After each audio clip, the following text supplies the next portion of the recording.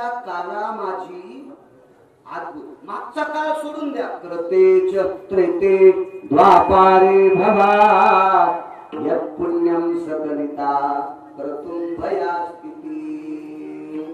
त्या काळात अधिकारी लोक होते, वागणारे अधिकारी, सगळेच अधिकारी झाली असेल गोष्ट एखादी असू द्या, पण कलियुगामध्ये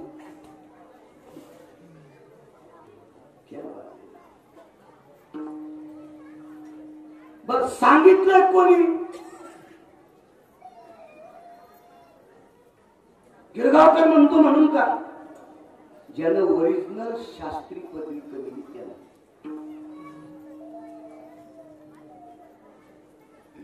पत्रिका टाकली म्हणी नाही, कारण पत्रिका सप्ताहाचे आयोजक असते हिंदू आणि पत्रिका छापायची मशीन असते सत्तारवायची। सावकार त्याला जे सांगितलं ते छापावं, त्याला जे सांगितलं ते छापावं। हरिभक्ती परायण बाळू महाराज गिरगावकर गान समदा यान भजन सुरू केल्यावर गायन सुरू केल्यावर मसळा साखळ्यात पडायला त्याला ही पदवी जर घ्यायची असेल कशाची कसोटी लागते? स्वामी सेवेची कसोटी, स्वामी सेवेची कसोटी, स्वामी सेवेची कसोटी,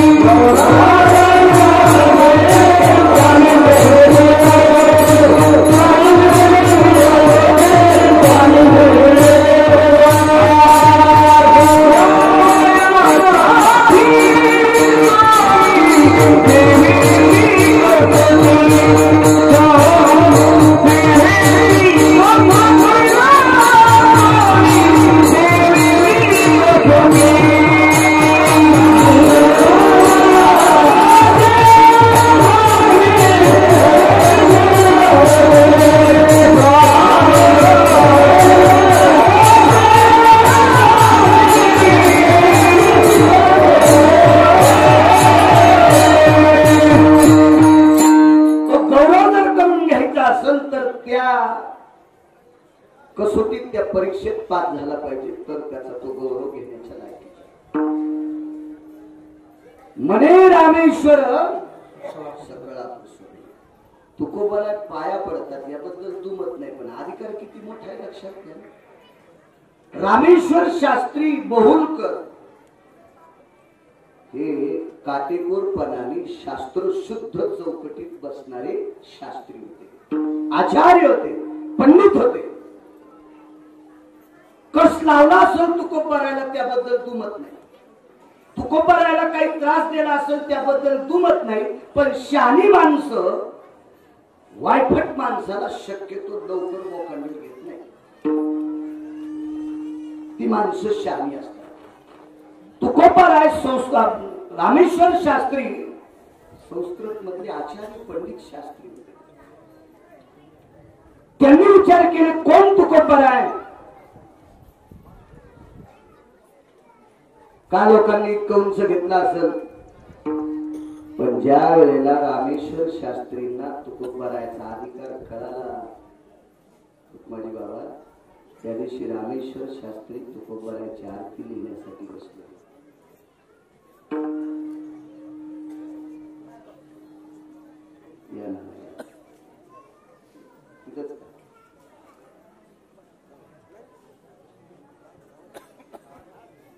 ना ऐकून या, इथे काका जवळ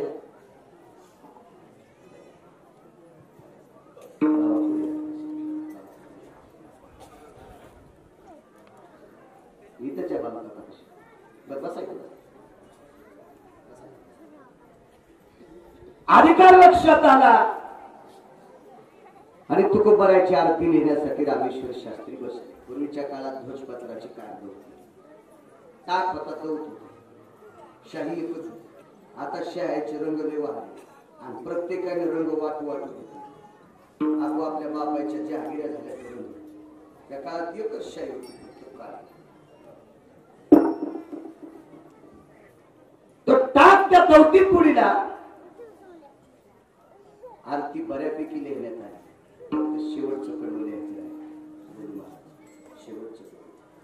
हे शेवटचं कडवं लिहित असताना तो टाक बुडवला पण भिजतच नव्हता नाना. लिहिताना अक्षरच उमटत नव्हतं. टप टप टप टप रामेश्वर शास्त्रीच्या डोळ्यातून पाणी आलं. देवा देवा आयुष्य गेलं रे. शास्त्र वाचिता वाचिता आयुष्य गेलं. आयुष्य आयुष्य नाना प्रकारच्या पदव्या घेतल्या रे देवा. शास्त्र वाचिता वाचिता बोटाचे कांडे उघडले रे. शास्त्राची पानं उलटीता उलटीता. पण एवढा मोठा अधिकारी व्यक्ती, एवढा मोठा अधिकारी कृष्ण रमेश गोविंद या ना परिपूर्ण बस होता पुढे कृष्ण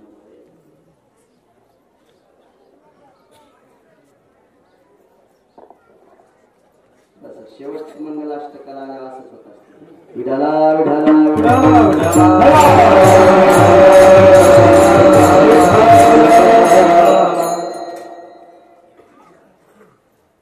ज्या व्यक्तीचा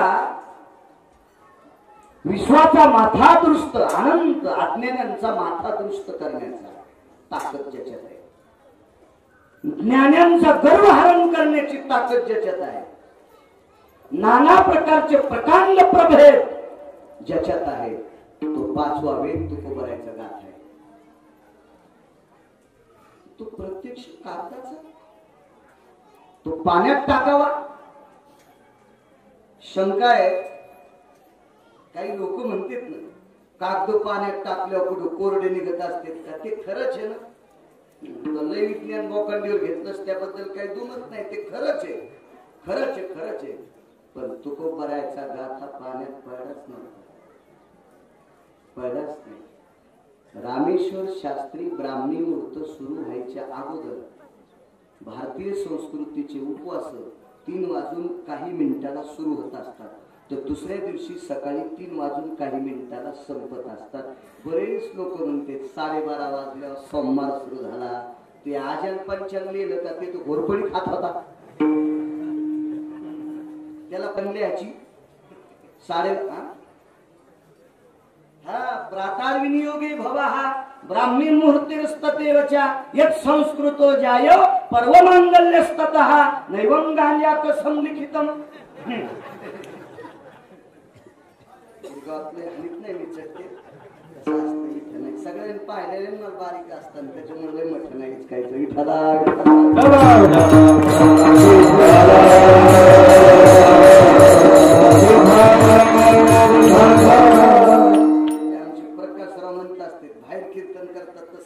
करीतच नाही. 2-3 कारणे. एक तर गिरगावात पाकिट नाही. ते म्हणले तेच जाऊ बाबा. तरी होत नाही. नियम असतो, नियम.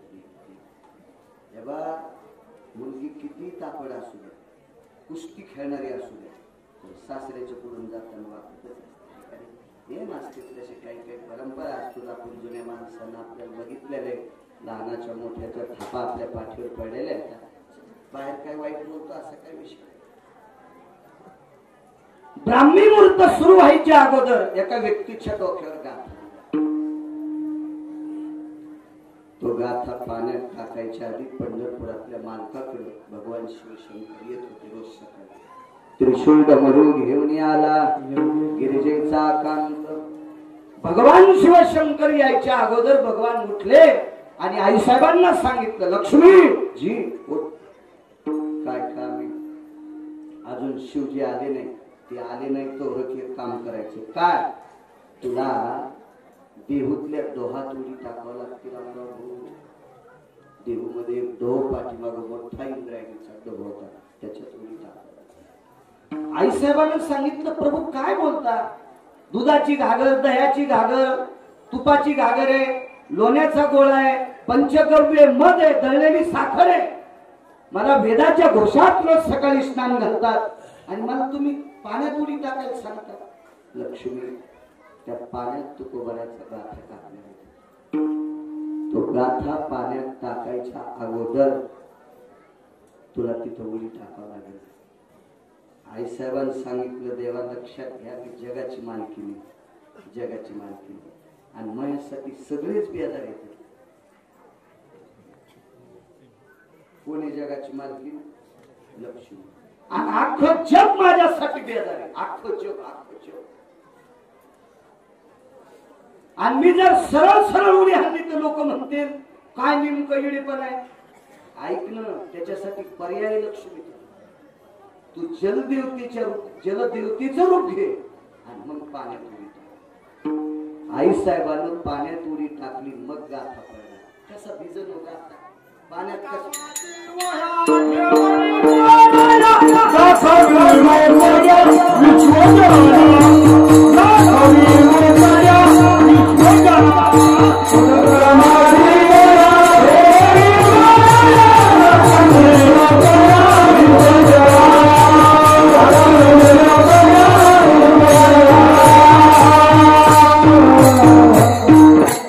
हृदयाशी गाथा धरला.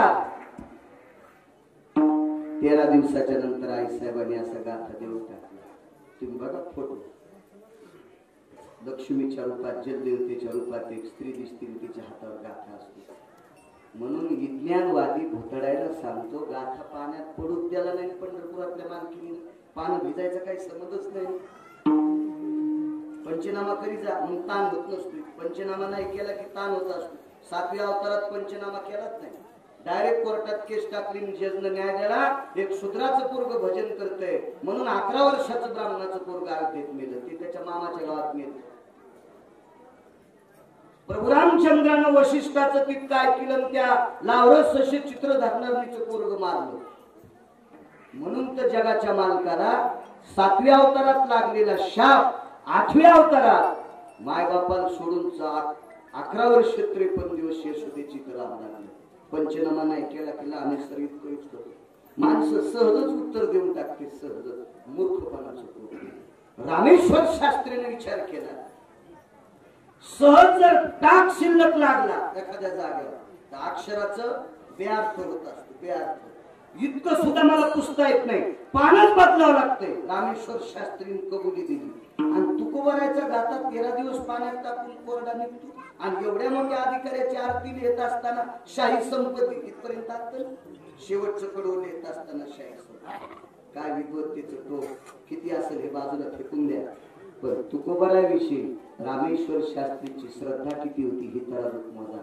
साखळ्या तुटत्या साखळ्या. ते रामेश्वर शास्त्री मान खाली घातली. आरतीचं पान द्यायला लागलं. आणि मग विचार सुचला. टाक मांडीत टोचला. जन्म म्हणजे मांडीत टाक टोचला. टचकन रक्त बाहेर आलं.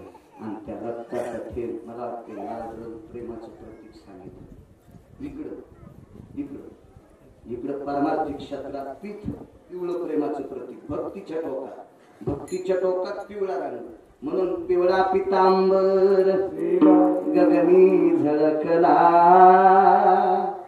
गरुडावर बैसोनी माझा कैवारेला. पितांबर पीत पिताभय पितां स्तुतियो पिता पित्यायतो नया. अंबर पीतं सकल स्थिताय अंबर पीतं सकल शिताय अंबर पीतं सकल क्षिताय. जाबाली सांगतात इतकं मोठं टोक. म्हणून लाल रक्त बाहेर निघलं. रक्त सगळ्यांचं लाल असतं. त्या रक्ताचा थेंब बाहेर आला. आणि त्या थेंबानं शेवटचं कडवलेलं तुकिता तोलनी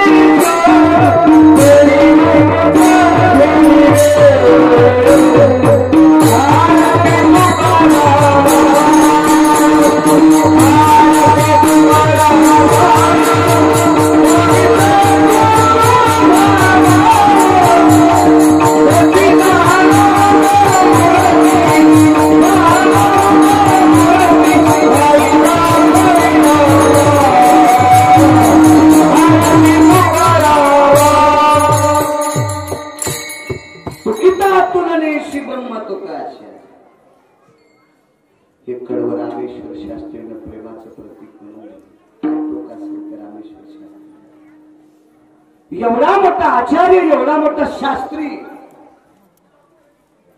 संस्कृतचे 10 श्लोक ओरिजिनल पाठ करत असताना, वराडी नाही, टीका संस्कृत नाही, वराडी संस्कृत नाही, सुभाषित संस्कृत नाही, मूळ संस्कृत.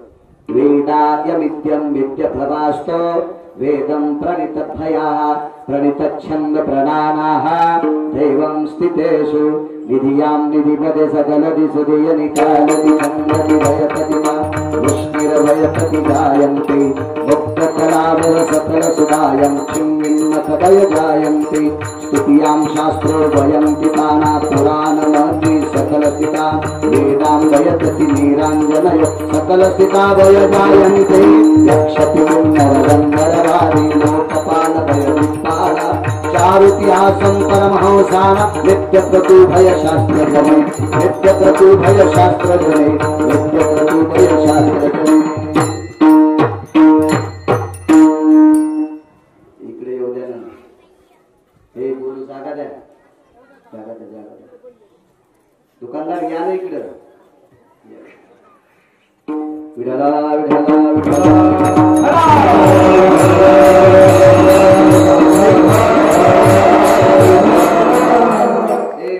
तुम्ही वाट्यावरले उठा रे, उठान गावातले माणसं.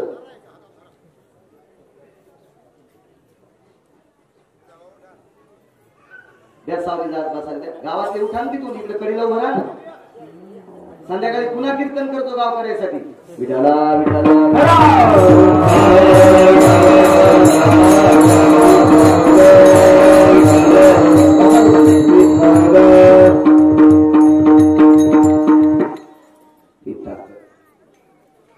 मग एवढी मोठी शक्ती ज्या व्यक्तीची, जिथं रामेश्वर शास्त्री नमतात, 10 संस्कृतचे श्लोक पाठ करायचे असतील, त्याचा अर्थ आस्कलित जर लक्षात घ्यायचा असेल, इतक्या विद्वत्तेसाठी, इतक्या प्रयत्नासाठी, बाळांतपणात बाईला बाळाला जन्म देत असताना जितका त्रास होत असतो तितका 10 श्लोकाचा मधीत अर्थ डोक्यात घेत असताना होत असतो. इतका इतका इतका आचार्य होते रामेश्वर शास्त्री. आणि ते रामेश्वर शास्त्री तुकोबारायचे शिष्य झाले. तुकोबारायचा अधिकार किती मोठा असेल कल्पना. तरी पण मारुतीला शरण शरण जे हनुमंत म्हणतात, याच्या मागचा इतिहास. तुकोबारायावर आतून प्रेम करणारे निळोपराय, निळोपरायाच्या भेटी करता भगवान आले. प्रार्थिल्या वाचून याला शिका. देवा बोलावं नाहीये तुला, तुम्ही तुमच्या महिमेत राहा.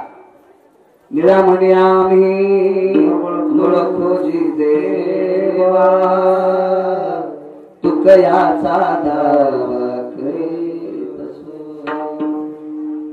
देवा, मी तुकोबारायला मानतोय.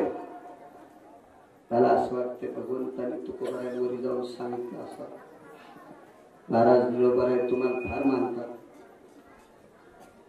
त्या निळोबारायच्या भेटी करता पुन्हा तुकोबाराय खाली.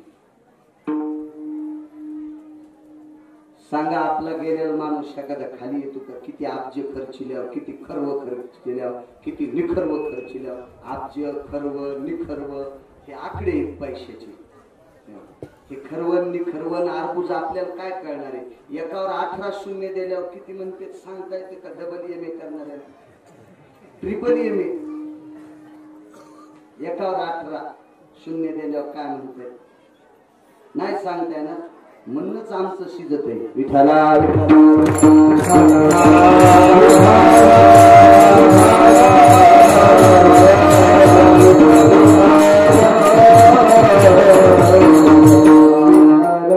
एवढं बोलत तरी वापस नाही. ते तुकोबर आहे खाली. स्वामी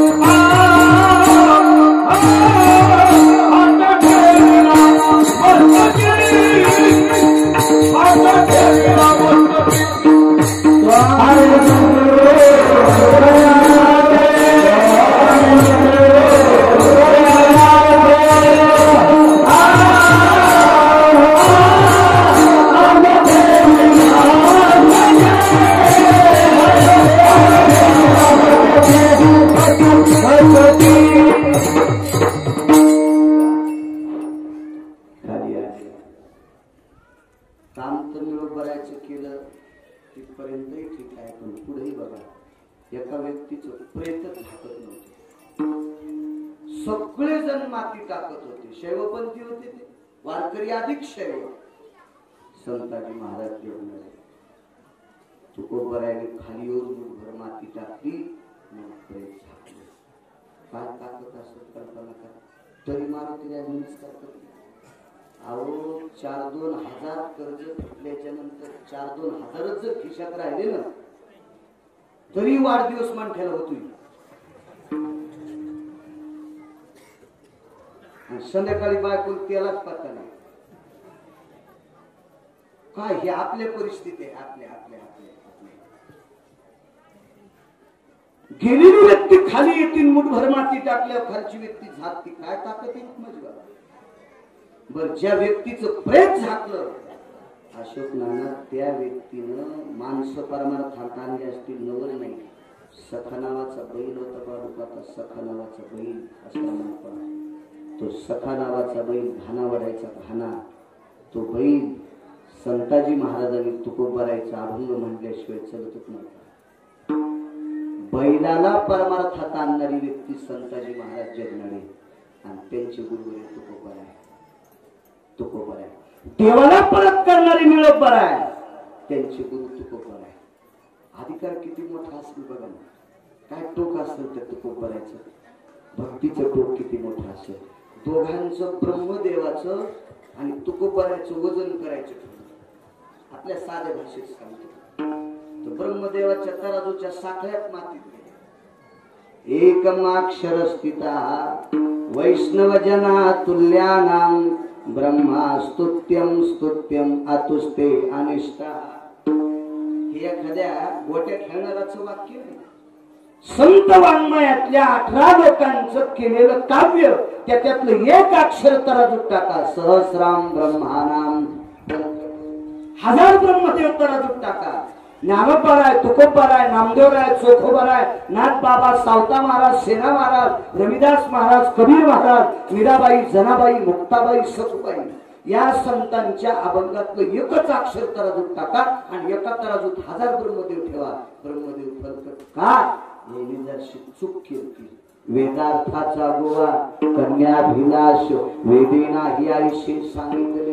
निष्पाप वागणाऱ्या लोकांच्या अक्षरात इतकी ताकद, यांच्यात किती तुकोबरायचं टोक किती मोठा असो कल्पना करा भक्तीचं. तरी पण ते तुकोबराय मारुती द्यायला म्हणतात. शरण शरण जी हनुमंता, तुम्हा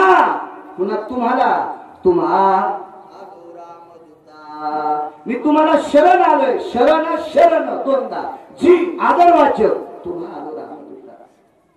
तुकोबरायला विचारता शरण जाण्याबद्दल काय हरकत नाही. तुम्ही वारकरी आहेत, वारकरी संप्रदायाचा दंड खेपाया पडलं. पाया पडे जण एकमेका मगाशी सांगितलं ते मत जर पाहिलं अशा मतानं पाया पडतं का? तुकोबराय म्हणजे नाही. मारुतीरायाचा अधिकार माझ्यापेक्षा मोठा आहे. दोनच मुद्दे सांगतो, मग आपण जे विठ्ठल करू आणि प्रसादाचं केलं.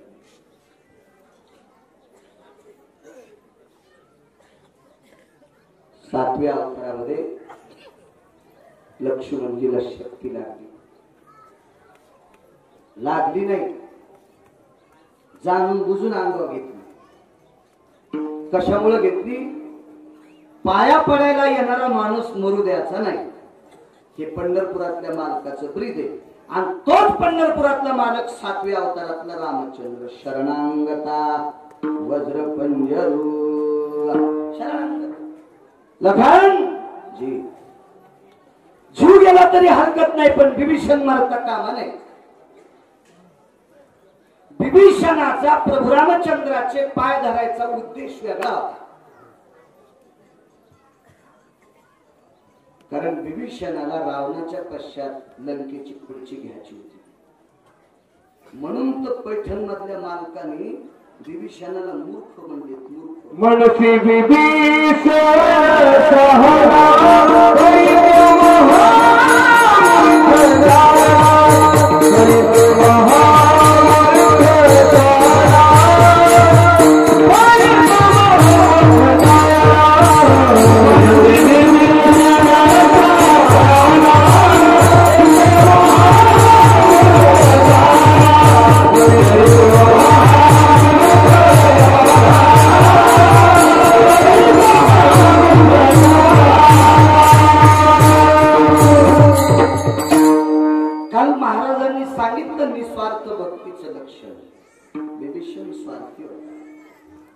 पाय धरले.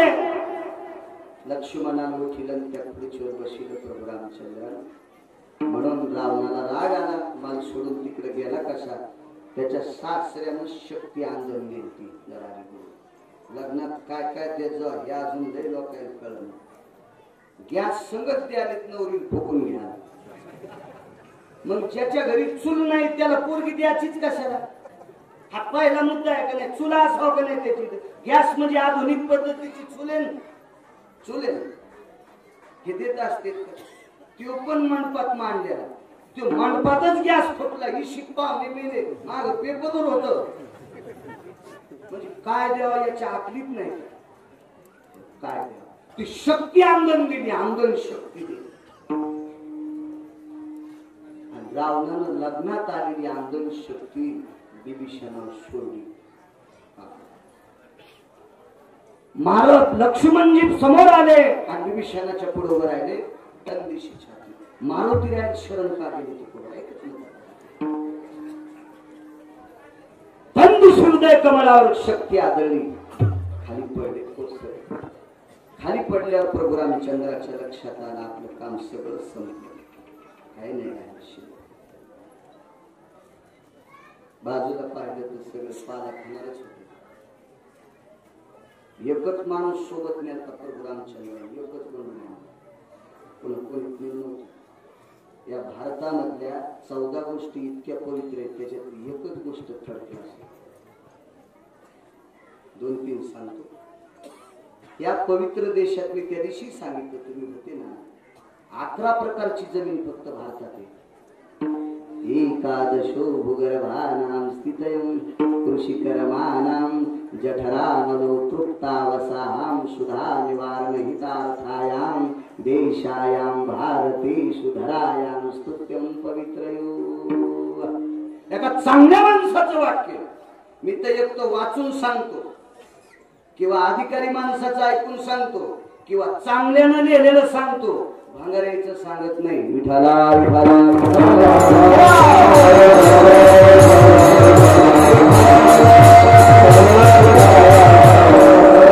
प्रकारची जमीन या देशातील एकाच देशात फक्त 4 पद्धतीची जमीन सकस. 11 प्रकारची जमीन आणणार या देशात. म्हणून तर 18 वनस्पती पिकणारा देश फक्त एकच. 18 भार फले 22 त्या पोखरणी नदी गंगा वाहते. ज्या घरी कुल स्त्रिया डोकं भरून पदर घेते.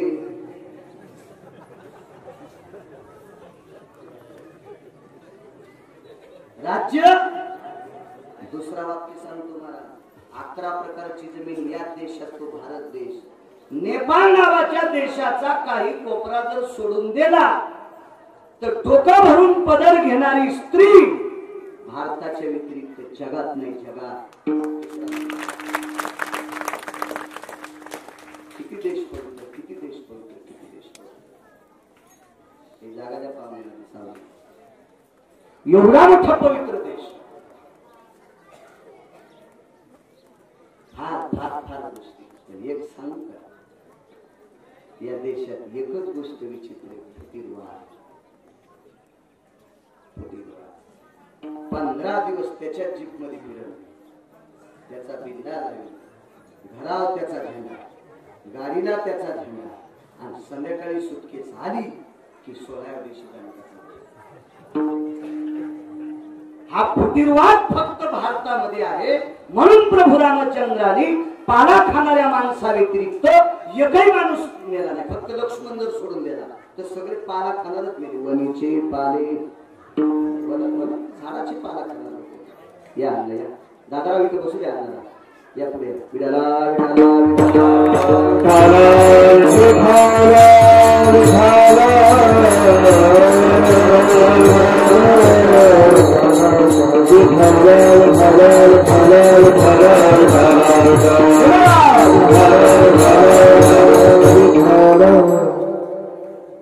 जर प्रभू रामचंद्रांनी माणसं सोबत नेले असती ना तर प्रभू रामचंद्राच्या लक्षात होतं भारतातल्या 14 गोष्टीपैकी एक गोष्ट खोटीरवाद आहे. म्हणून माणसं कालांतराने रावणाकडे 7 कोटी घर होते. एका एका माणसाला 1-1, 2-2 कोटी दिले असते तरी त्याला राहतच होते. रामप्रभूच्या सोबत येणारी माणसं प्रभू रामचंद्रातून फुटून रावणाकडे गेले असते. रामाच्या विरोधात बाण घेऊन उभे राहिले असते. पाहिलं बाजूला माणसं पाला खाणारच हे चालू होतं. आणि एक आणला होता माणूस पाठ फोडून आलेला भाऊ, तो बेशुद्ध अवस्थेत विदेश स्थितीत आहे. तुमच्या विज्ञानाच्या भाषेत कोमात आहे. मग मात्र डोळ्याला पाणी. आणि पाणी कधी येत असतं माहितीये का? कर्तव्याचं पाणी येत असते. आपल्यावर ज्यांना अतूट प्रेम करावा ती व्यक्ती आपल्यातून गेली की त्या व्यक्तीसाठी अंतःकरण पाझरत असते. लक्ष्मणानं प्रभू रामचंद्रासाठी जीव ओतला होता. जीव ओतला होता. जीव या सरपंच जाऊ द्या. पुढच्या नंतर आपण वावरातच पुढे जाऊ. बसा बसा बसा बसा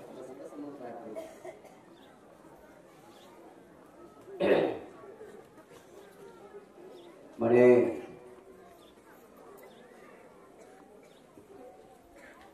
मारुती रायकडे बघितलं. दुःख सांगायची लायकीची व्यक्ती होती प्रभू रामचंद्राच्या जवळ. गळ्याला मिठी मार. हनुमंता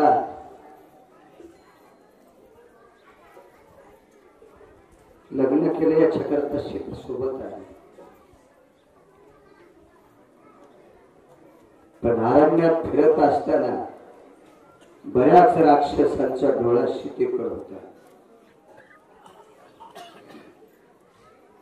हनुमंता मला झोप लागायची रे.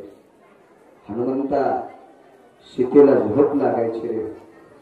आणि झोपल्याच्या नंतर रात्रंदिवस जर पाय त्याला उभा करून राहिला असेल तर तो हनुमंत होता. तो फक्त मारत होता रात्रंदिवस. आपले लक्ष्मण होते. लक्ष्मण आईला सांगितलं, आई मी रामप्रभूची सेवा करण्यासाठी चाललोय. जी जाय. तुझ्या बायकोचं काय रे विचारतो तिला. उर्मिला जी मी वहिनी साहेबाची आणि दादाची सेवा करण्याकरता वनात चालले. तसा तर वनवास प्रभू रामचंद्र नव्हता, शिथिल नव्हता.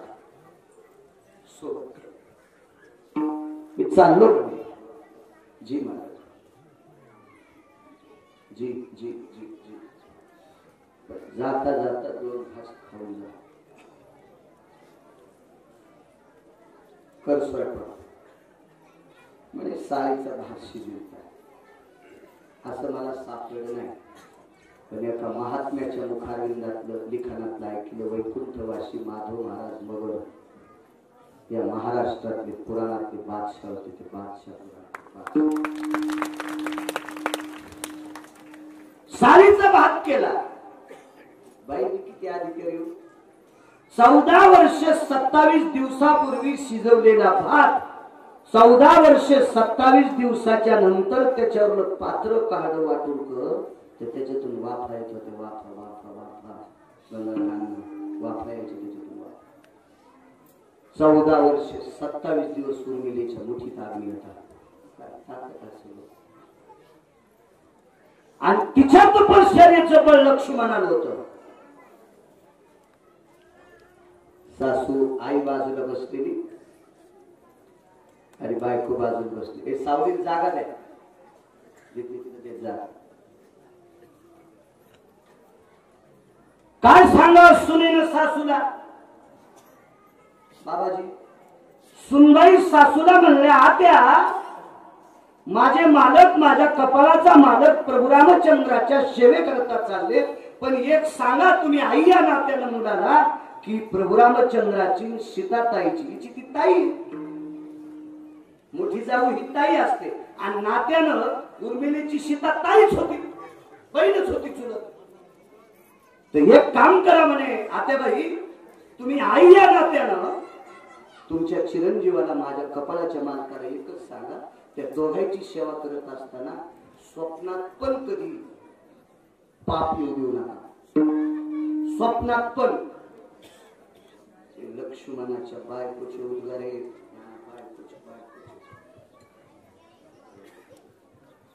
बायका नीट असल्या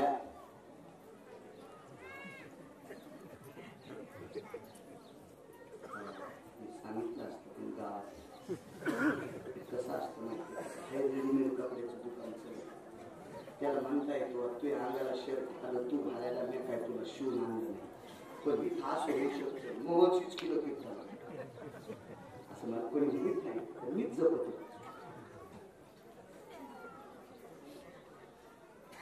विज्ञान शास्त्रामध्ये एक व्यक्ती होऊन गेला. त्यानं सांगितलं भारतातल्या स्त्रीची जिची चप्पल सरळ आहे, जिची चप्पल सरळ आहे अशा 1000 रावण आले तरी काही होत नाही. सीतेची चप्पल सरळ होती पण नियम मातीत गेली.